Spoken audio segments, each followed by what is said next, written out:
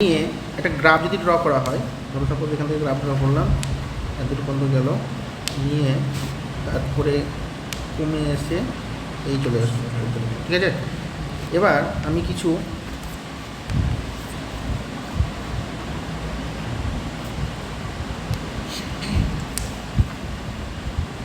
ধরো একটা 0, 1, 2, 3, 4, 5, 6, 7, 8, 9, 10 এগুলো কিসে আছে? নিউটনে আছে।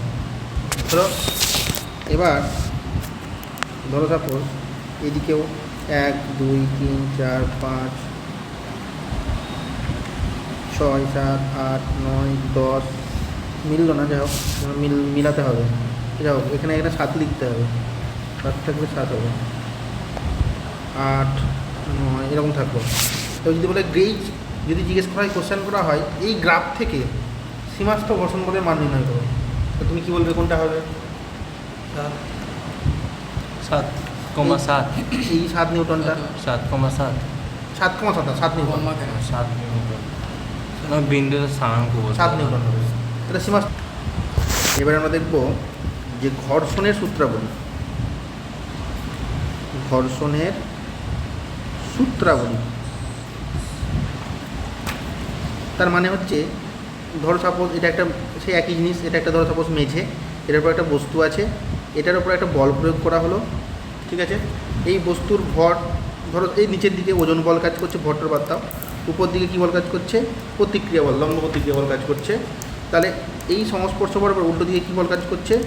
Fr লিখে দিলাম সাপোজ, ফ্রিকশন, Fr মানে ফ্রিকশন, এটা মানে হচ্ছে কি? এটা মানে হচ্ছে ঘর্ষণ বল, সাপোজ ঘর্ষণ বল। তাহলে যে 1 নম্বর সূত্র কি বলছে? এই Fr কার উপর নির্ভর করছে? সমানুপাতিক লম্ব প্রতিক্রিয়া বলের সাথে সমানুপাতিক, এটাই মেন সূত্র, ঠিক আছে, ক্লিয়ার? তার মানে লম্ব প্রতিক্রিয়া বলের মান যত বেশি হবে, ঘর্ষণের মান এটা হচ্ছে স্থির তত বেশি হবে, ঠিক আছে। ক্লিয়ার না? ক্লিয়ার না? বস্তু স্থির থাকুক আর চলুক, যাই করুক, ঠিক আছে, ক্লিয়ার? তাহলে এটা তুলতে গেলে, সমানুপাতিক তুলতে গেলে কী দিতে হয়? এটা ধ্রুবক দিতে হয়, তাই তো? তাহলে অতএব Fr বা Fr সমান মিউ ইন্টু আর। এই মিউটা হচ্ছে অঙ্কের ভাষায় কি? সমানুপাতিক ধ্রুবক, কিন্তু এখানে আমাদের নতুন নাম দেবো নিশ্চয়, কারণ এর গুরুত্ব আছে। এটাকে বলা হয় ঘর্ষণ গুণাঙ্ক। কী বলা হবে? ঘর্ষণ গুণাঙ্ক, ফ্রিকশন কোএফিসিয়েন্ট বলা হয়, ঠিক আছে, ফ্রিকশন কোএফিসিয়েন্ট, গুণাঙ্কের নিয়ে হচ্ছে কোএফিসিয়েন্ট, ঠিক আছে, ঘর্ষণ গুণাঙ্ক। এবার তাহলে এটা হয়ে গেল আমাদের মেন ফর্মুলা। ঘর্ষণের মান কি? ঘর্ষণ গুণাঙ্ক ইন্টু লম্ব প্রতিক্রিয়া বল। ক্লিয়ার না? ক্লিয়ার না? এই ফর্মুলাতেই আমাদের কাজ দেবে, এবং এটা আছে আমাদের এই ফর্মুলা দিয়ে আমরা মাপতে পারবো। তাহলে স্যার কী করে বুঝতে পারবো ঘর্ষণ গুণাঙ্ক কত ঘর্ষণ গুণাঙ্ক? সেটা মানে স্টাডি করে জানা যায়, কিছু কিছু ক্ষেত্রে কার ঘর্ষণ গুণাঙ্ক কত, সেই অনুযায়ী আমরা প্রবলেম করতে হলে বুঝতে পারবো। কিছু কিছু ক্ষেত্রে দেওয়া থাকবে, কিছু কিছু ক্ষেত্রে বার করতে হবে, দেখতে পাবো না, বুঝতে পারবো, ঠিক আছে, ক্লিয়ার? ধরো সাপোজ কাঁচের মধ্যে ঘর্ষণ গুণাঙ্ক কত সেটা জানা, সেটা একটা ডেটা থাকবে। কাঁচ আর তোমার লোহা, বিশুদ্ধ লোহা এবং কাঁচের মধ্যে ঘর্ষণ গুণাঙ্ক কত সেটা দেওয়া থাকবে, তো সেগুলো আমরা প্রোভাইড থাকবে আমাদের, ঠিক আছে, ক্লিয়ার? এবার যেহেতু ঘর্ষণ বল, ভালো করে বুঝবা, এইটা কিন্তু অবশ্যই, এই যে বলটা ঘর্ষণ বলটা অবশ্যই কিন্তু স্থিত ঘর্ষণ বল হবে, সীমাস্থ ঘর্ষণ বল হবে, সীমাস্থ ঘর্ষণ বল হবে, তা নাহলে কিন্তু বলতে পারবো না আমরা, হ্যাঁ তা নাহলে কিন্তু বলতে পারবো না আমরা, ঠিক আছে। সীমাস্থটা ম্যাক্সিমাম লিমিট, ওই হাইয়েস্ট পাইবে, যেটা কার কার ক্ষেত্রে, দুটোর ক্ষেত্রে করতে পারে। একটা হচ্ছে যদি আমি এখান থেকে যদি ভাগ করে দিই, তাহলে এদিকটা হচ্ছে কি? স্থিত ঘর্ষণ বল গ্রাফ, এদিকটা হচ্ছে চল ঘর্ষণ বলের গ্রাফ। তো স্থিত ঘর্ষণ বলের ক্ষেত্রে সীমাস্থ ঘর্ষণ বল এইটা হবে, চল ঘর্ষণের ক্ষেত্রে কোনটা হবে? এইটা হবে, বুঝতে পারলাম না? ক্লিয়ার? তার জন্য যদি জিজ্ঞেস করা, তাহলে বলতে পারি আমি যে ঘর্ষণ, যেহেতু ঘর্ষণ বল কত রকম হবে? 2 রকমের হয়, তাহলে ঘর্ষণ 2 রকমের হবে, একটা হচ্ছে স্থিত ঘর্ষণ, আর একটা হচ্ছে কি? চল ঘর্ষণ। এটা স্থিত ঘর্ষণ, এটা চল ঘর্ষণ। স্থিত ঘর্ষণের ক্ষেত্রে ফর্মুলা কী হবে? ধরো সাপোজ আমি লিখলাম F = হচ্ছে মিউ ইন্টু আর, তাহলে কোনটা কী জিনিস? F হচ্ছে সীমাস্থ সীমাস্থ স্থিত ঘর্ষণ, স্থিত ঘর্ষণ বল, বল লিখছি না আর। এটা হচ্ছে স্থিত ঘর্ষণ গুণাঙ্ক।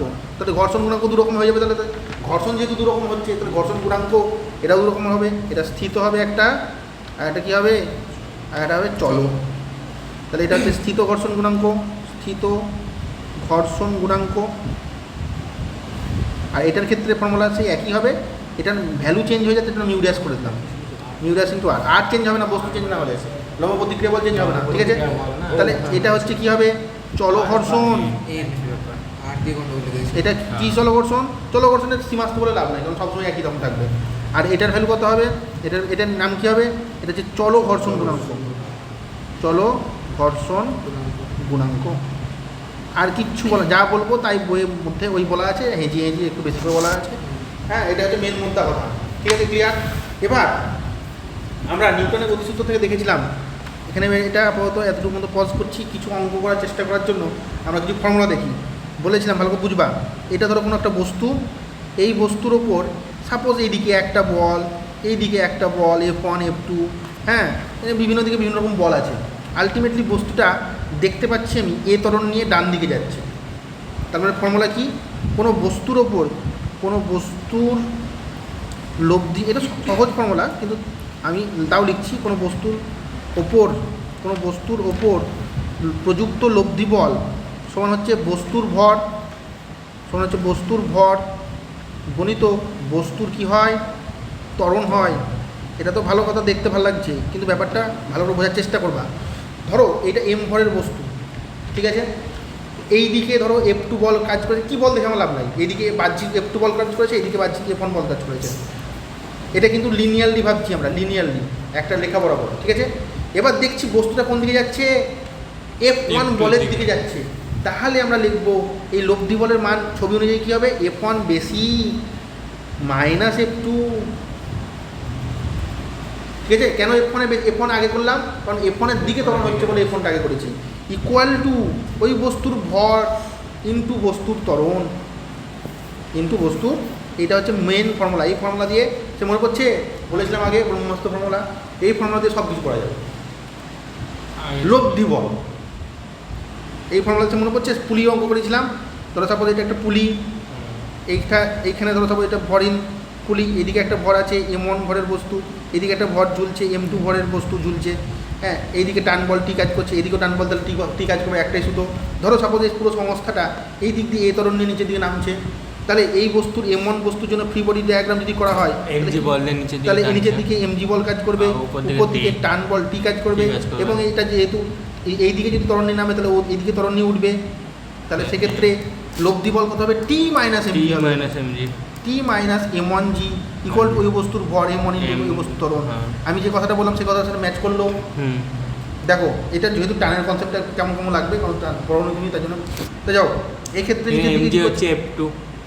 M2g নিচের দিকে কাজ করবে, তো এর জন্য ফ্রি বডি ডায়াগ্রাম যদি ড্র করা হয়, M2-র জন্য নিচের দিকে M2g কাজ করছে, উপর দিকে টান কাজ করছে, এর ত্বরণ নিচের দিকে, তাহলে এর জন্য লব্ধি বল হচ্ছে M2g minus T equal to ওই বস্তুর ভর M2 ইন্টু ওই বস্তুর ত্বরণ।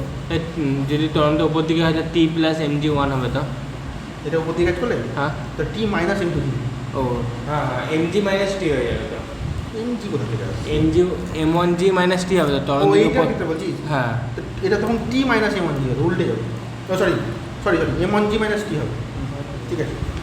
তো যাও, এটা আমি তাও একটা তোমরা করেছো, তার জন্য তোমাদেরকে ওইটা সাপেক্ষে বললাম।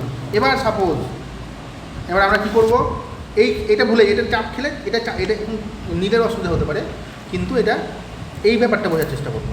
এই যেটা বললাম সেটা বুঝতে পেরেছো, মাথায় ঢুকেছে। এবার দেখো, এবার প্র্যাকটিক্যালি ধরো সাপোজ আমি বললাম এখানে একটা মেঝে আছে, মেঝে আর বস্তুর মধ্যে তোমাকে বলে দেওয়া আছে ঘর্ষণ গুণাঙ্ক কত। তাহলে কী বলা আছে, মেঝে এবং বস্তুর মধ্যে ঘর্ষণ গুণাঙ্ক ধরো সাপোজ আমি বললাম 1.5 দেওয়া আছে, এটা একক হয় না। তো ঘর্ষণ গুণাঙ্ক সংজ্ঞা হতে পারে, তো সংজ্ঞাটা আগে চলে আসে অঙ্ক করার আগে, অঙ্ক আগে করে দেবে, সঙ্গে আসছি। ধরো বলা আছে মেঝে আর ওই বস্তুর মধ্যে ঘর্ষণ গুণাঙ্ক কত, 1.5, ঠিক আছে। এবার এই বস্তুর ওপর ধরো সাপোজ F1 বল প্রয়োগ করা হলো, এই বস্তুর ভর হচ্ছে M, আমি ডেটা দিচ্ছি না, আপাতত ডেটা দিচ্ছি না, ঠিক আছে। এই বস্তুর ভর হচ্ছে M, ঠিক আছে। মেঝেটা হচ্ছে অনুভূমিক, ঠিক আছে, মেঝেটা অনুভূমিক। যদি যদি যদি এই বস্তুটা চলতে শুরু করে এ ত্বরণ নিয়ে ডান দিকে চলতে শুরু করে, তাহলে ওই বস্তুর ঘর্ষণ বলের মান নির্ণয় করবে। বলো তা তুমি কী করবে? F1 minus 0 সমান F1 সমান MA হয়ে যাবে। তাহলে ভালো করে শুনবা অঙ্কটা আমি বলছি, ভালো করে শুনুন। কী বললাম? একটা অনুভূমিক মেঝের ওপর একটা বস্তু আছে, ঠিক আছে, বস্তুর উপর হচ্ছে এম, ঠিক, ওই বস্তুর ওপর চিত্র অনুযায়ী F1 বল বাহ্যিক বল প্রয়োগ করা হয়েছে এবং বস্তুটি এ ত্বরণ নিয়ে চিত্র অনুযায়ী ডান দিকে চলতে শুরু করেছে এবং বস্তু এবং মেঝের মধ্যে ঘর্ষণ গুণাঙ্ক হচ্ছে 1.5। তাহলে ঘর্ষণ বলের মান কত বা ত্বরণের মান কত, যে কোনো একটা বলতে পারে, সেটা ডেটার উপর ডিপেন্ড করবে। আমি ডেটা দেয়নি, ইন জেনারেল বলছি। তাহলে দেখো আমি কী বলেছিলাম, এই বস্তুর ওপর ফ্রি বডি ডায়াগ্রাম করতে হয়। ফ্রি বডি ডায়াগ্রাম মানে হচ্ছে কী কী বল কাজ করছে, এটাকে আলাদা করে তুলে দেখো, ভিজুয়ালাইজ করার চেষ্টা করো। তাহলে এই বস্তুর উপর এই দিকে বাহ্যিক বল এফ কাজ করেছে আর উল্টো দিকে একটা ঘর্ষণ বল কাজ করেছে। সেই ঘর্ষণ বলের মান কত? ধরো সাপোজ এটা F1 দিয়েছি তো, F2 মাইনাস, এখন চিহ্ন দিচ্ছি না, F2 সমান কত হবে? মিউ ইন্টু ওর প্রতিক্রিয়া বল। এই ক্ষেত্রে এর দিকে যে ওজন mg, এই দিকে যে লম্ব প্রতিক্রিয়া বল আর, এই দুটো সমান হয় অনুভূমিক ক্ষেত্রে। তাহলে যেহেতু F1 এর মান বেশি, তাহলে অতএব লব্ধি বল কত হবে? F1 মাইনাস F2 সমান হচ্ছে ওই বস্তুর ভর ইন্টু ওই বস্তুর ত্বরণ হলো। আচ্ছা, এবার এখানে কোনো হতে পারে, থিটাও হতে পারে, সেটা পরে দেখবো আবার।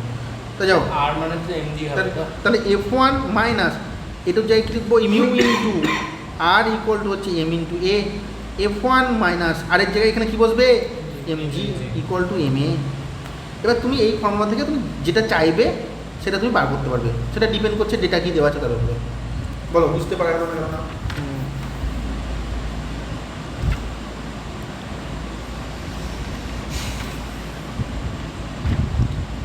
ক্লিয়ার? বুঝতে পারা যাচ্ছে? ভালো কথা। তার তোমাদেরকে একটা কাজ দিই, দেখতে পাচ্ছ কিনা? হ্যাঁ, এই দুটোর মধ্যে দিয়ে থাকে। অ্যাঙ্গেলটাকে আলাদা করে বলতে হবে। বলতে হবে। ধরো সাপোজ এইদিকে আর একটা বল কাজ করেছে, F2 না F2 দিয়েছে নাকি, F3 কাজ করেছে। ধরো সাপোজ এই অনুভূমির সাথে থিটা কোন করে কাজ করেছে, তো এইদিকে কী হবে? F3 cos থিটা, এদিকে sin থিটা হয়ে যাবে। এইদিকে কী হবে? sin theta, F3 sin theta. sin theta. মজার কথা হচ্ছে R plus F3 sin theta equal to mg হবে এখানে। আর প্লাস হ্যাঁ, বুঝতে পেরেছি। দাঁড়া, এই ছবিটা এখানে খাটাচ্ছি না, এখানে খাটাচ্ছি না। লাল পাল্টা করা। এখানে খাটিয়ে লাভ নাই, আরেকটা করে দিচ্ছি। দেখো,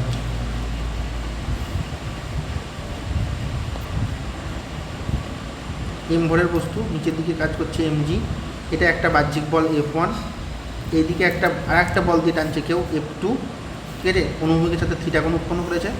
তাহলে উপর দিকে আর একটা বল কাজ করবে, সেটা লম্ব প্রতিক্রিয়া বল R। তাহলে এইদিকে F2 cos থিটা, এইদিকে হচ্ছে F2 sin থিটা, হবে না? আর এইদিকে কী কাজ করবে?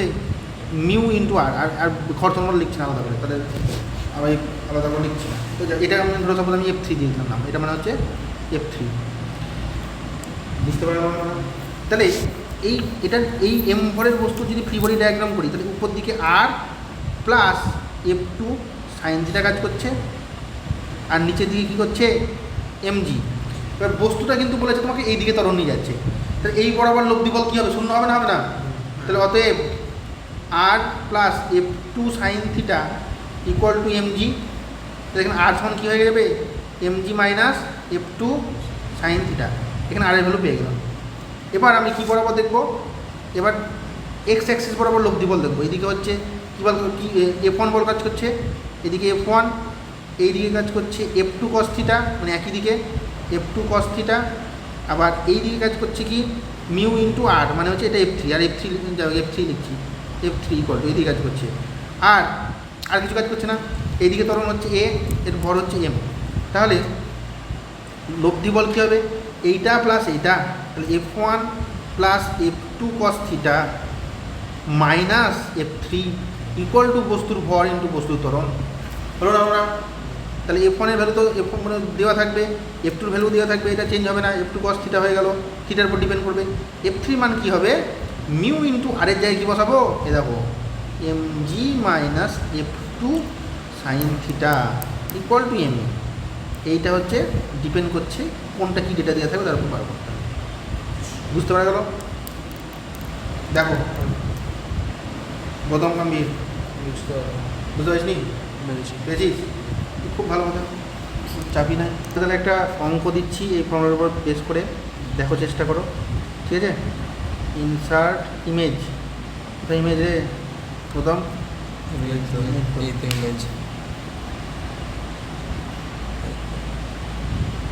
আমরা ক্যামেরা অপশন দিচ্ছি, না হবে না বইতে একদম।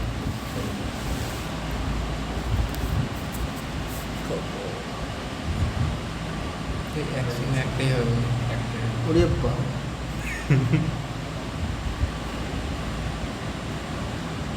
বাহ,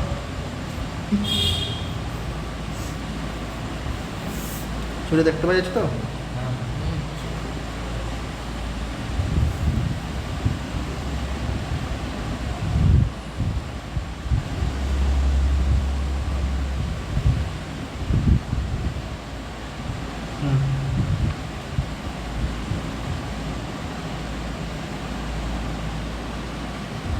বেশ, এটা হচ্ছে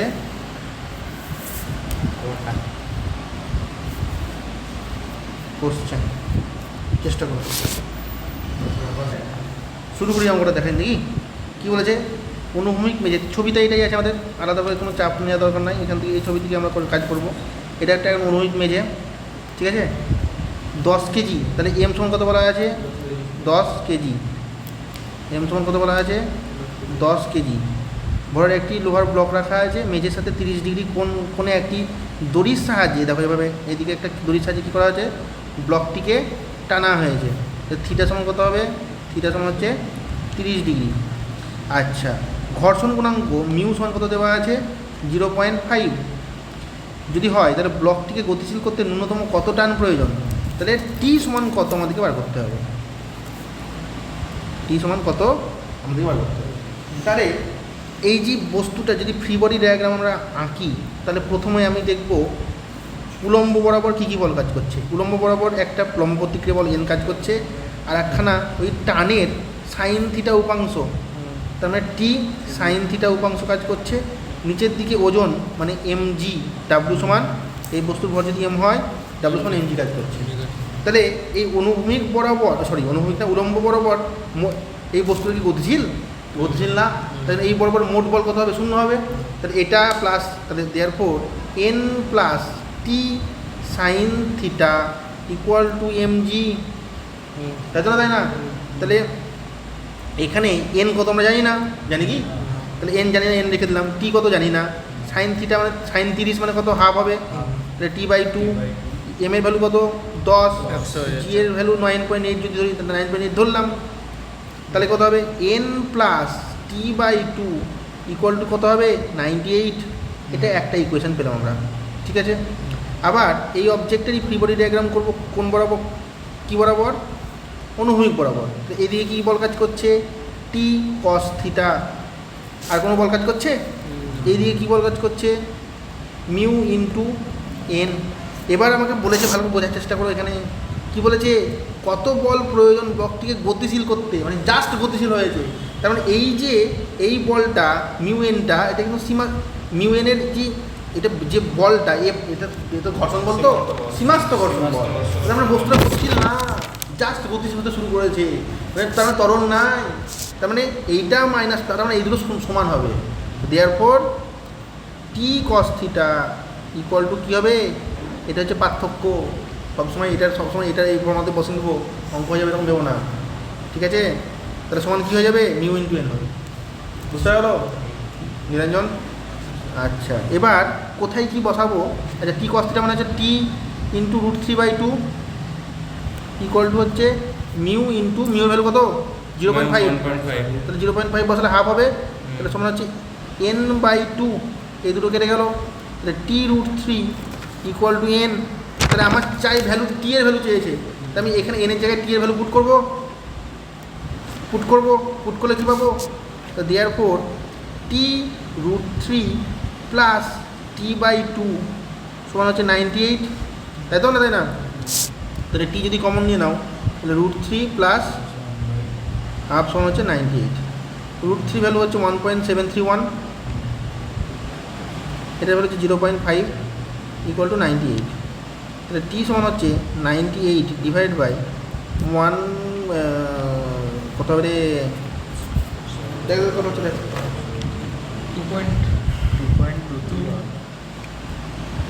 2.23 only. 1.√3 ভ্যালু কত দেখে নিই, 1.732, ও 732 হচ্ছিল, তাহলে 1.732 প্লাস 0.5, 1.732 প্লাস 0.5, 2.232, 2.232, তো 98 ডিভাইড বাই 2.232, 43.9, তাহলে ইজ অ্যাবাউট ইকুয়াল টু 44। মানে আমি কেন করলাম এরকম অপশান দেখে, তাহলে অপশান কোনটা আছে আমাদের, 44 আছে না নাই, ডি, তাহলে অপশান ডি হয়ে যাবে উত্তর। বুঝতে পারা গেল? এইখানে হচ্ছে মজা, এটা জাস্ট গতিশীল হতে শুরু করেছে, তদন্ত বলা নাই, বুঝলেন গৌতমবাবু? ক্লিয়ার? এবার অঙ্ক প্র্যাকটিস করতে হবে, আমি কিছু কিছু অঙ্ক দেবো এই টপিক অনুযায়ী, যতটুকু পড়া হলো ততটুকু অনুযায়ী কিছু অঙ্ক দেবো, সে অঙ্কগুলো প্র্যাকটিস করো, ঠিক আছে? তাহলে আজকে এতটুকুই থাক নাকি?